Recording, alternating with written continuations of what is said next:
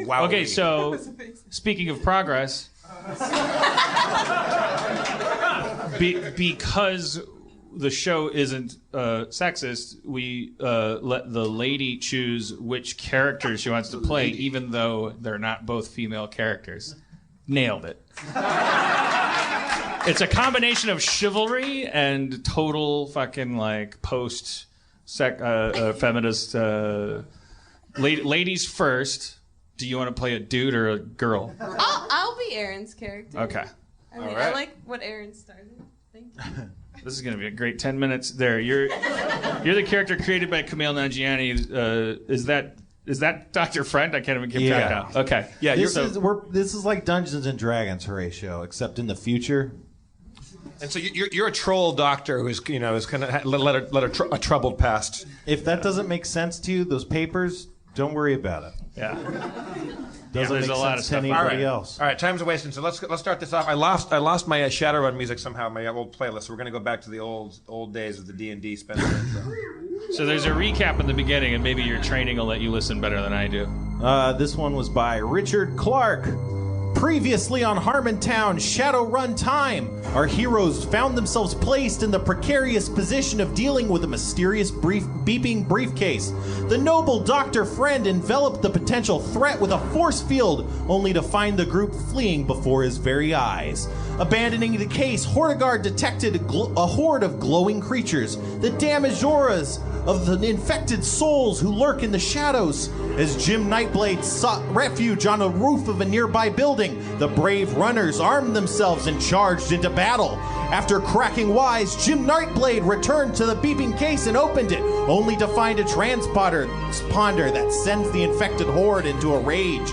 Will our heroes survive the night? Will a serial number on the device lead our protagonists on a ghoulish side quest? Probably not. Will Hortigard make another poopy mid-battle? Find out on this week's Harmontown Shadowrun time. Thank you, Spencer. Thank you. All right, I never listen to that. Richard Clark. Richard Clark, fake name. Thanks, Richard. Did we kill all the trolls? Ghouls. Ghouls. No. You killed about 4 of them. Most of them ran away. Right. So how many we got left? None. I mean, there's none in your immediate area other than the one you just stunned. You guys were more recently occupied with casting a group agony spell on a car. Oh, that's right. Yeah, I forgot about that. So Richard kind of... Oh, yeah. No, I mean, nothing happened that episode, so I used the last one. Oh. Yeah. All right. And then they cast agony on a car. Okay. All right. Shadowrun. We gotta find that Johnson who screwed us over. He gave us a troll magnet in a briefcase, a ghoul magnet. Ghoul. So we all joined hands and we tried to like combine our energy. And I did come out of the closet, my character. We were trying to cast an agony spell on whoever. So how'd that work? I mean, what happened is you all cast the spell on a car that's several miles away. So if anything was going to happen, happened, or will happen, there's no way of knowing. All right. Can't I astrally project and see if that worked? Yeah, but you'd have to find the car, and you don't know where it is. Okay, I summon a sparrow. You're too weak. You just summoned a larger air spirit. I sit down cross-legged. All right. I would suggest to Dr. Friend that perhaps he applies some sort of healing to our weakened run mate. Dr. Friend, can you try to boost up my mana power level? Yeah, man. I'm a woman. What's that? I'm a woman. I know, I'm blind. I just say man about everybody, you know? All right, that's cool. I call my mom like, hey, man, can you make us some stew? Technically, she's a girl and very sensitive, so... So, what do I do? Look through your spells in there and see if you've got something that can heal me. He's got heal. Oh, yeah, heal. So I just say, yeah, let's do it. Okay, so you do your magic. Cast that spell, Doctor. Best used after first aid is applied. That's true. Huh. Yeah, but they always say that. Like you're supposed to clean your ear out before you put drops in. It's like, That's give me true. a break. Just fix my ear, Doc. Sorry, I just doing some stand up.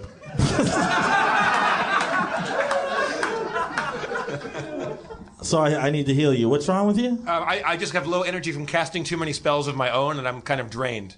Okay, so this should probably rhyme. Yeah. I think all good spells should rhyme. Tell me one more time what the problem is. I've drained my energy, Drained. my spiritual energy. I'm going to rhyme it with drain. Okay. He's kind of like the Penn and Teller of spellcasters. He lets you in on the process. I summon the spirits to clean the spells you have drained. I cast the spirits so wonderful to give your power back that you'll feel rebrained. Nice. Heal! Those are the spirits. They're the spirits. Heal! It sounds like booing. Those are spirits. They're not saying boo. They're saying. Did it work, Spencer? Laying hands on Eve Libertine, magical energy surges forth, reknitting your wounds and refreshing your mind. I feel great. I cast a sparrow to go find the car. All right, I summon a spirit animal with my spirit charm focus. how strong? Level 5, Jackson. You just got. You're like one of these drunk people on St. Elsewhere that gets a new liver and then they go to the bar. I don't know. Say one of that was a story on St. Elsewhere. Hey, you know that's the life of a magician. If I die in the process of doing what I do, that's just the life I've chosen. I'd like to say one thing, if I could, to the group. Okay. Just because I feel like a lot of what we did tonight, or this whole, I guess to us it's been tonight, but this has been going on for a while, and I feel like we're bad Shadowrunners, and like we've had a bad Shadowrun, and I've made a lot of bad decisions, and like we gotta chalk this one up as a failure, right? Like they got away. They gave us a ghoul magnet instead of money. We didn't get any money. Right. It's not over till it's over. Yeah, my bird could still. Half of the find characters that we were supposed to either kidnap or protect are dead. Like we just kept giving them to the bad guys, and they kept killing them. Like there's no lens through which we could be viewed as even anti-heroes, because even anti-heroes are part hero. Like we're like Are you saying that we maybe? Are you suggesting that we just drop this as it lies? You know what? This is the great thing about being a Shadowrunner. Do you think Banksy dwells on? Was like, oh, I spray painted that rat wrong. I should stop being Banksy. He gets up and he tries again.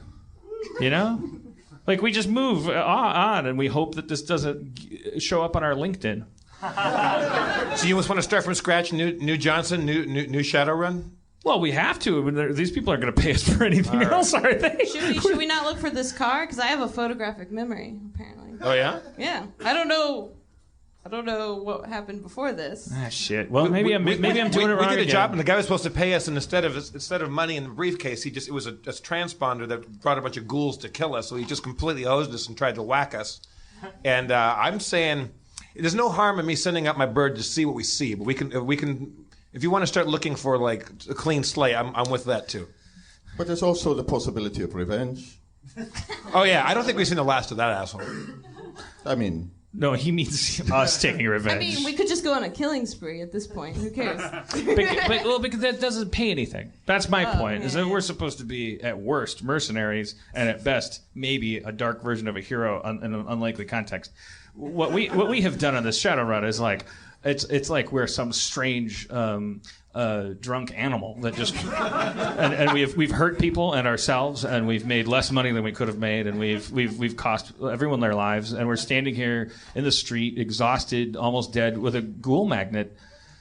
You got to let the ghoul magnet thing go, man. Well, it burns. It fucking hurts, man. Because the whole time I was thinking, just get that suitcase full of money, and it's a fucking ghoul magnet. Like, I feel it's my fault. I feel like a piece of shit. I feel like a bad Shadowrunner. But you have to be able to do, like, as she said, let these things go. If you want to cut bait, then emotionally you must cut bait as well. This is, of course, a world of shadows and running and chaos. And the boundaries are imaginary or also constructed. And you must, do two things at once and do nothing at the same time. Okay, how about this? About just sort of attacking and then not carrying too much water with you. Let's go forward if you're going to go forward. Otherwise, we turn tail. We find this guy using what tools we have necessary. Find him and blast his fucking head off.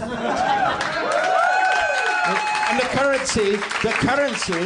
currency, I might suggest, is the satisfaction of revenge. Blood is tasty when drunk, and quenches thirst for years and years. And then you go forward, and then you make money. If possible. Okay, but Hordegard, can I trust you to remind me why we're getting revenge? Because it seems like almost we're the only ones that did anything wrong. Okay, but what I'm saying is, if you're okay, well, first of all, a deal is a deal unless a deal has not happened. Right, we want our money. We want our money. We want our fucking money. We want our fucking money. Here's what I say. You know what?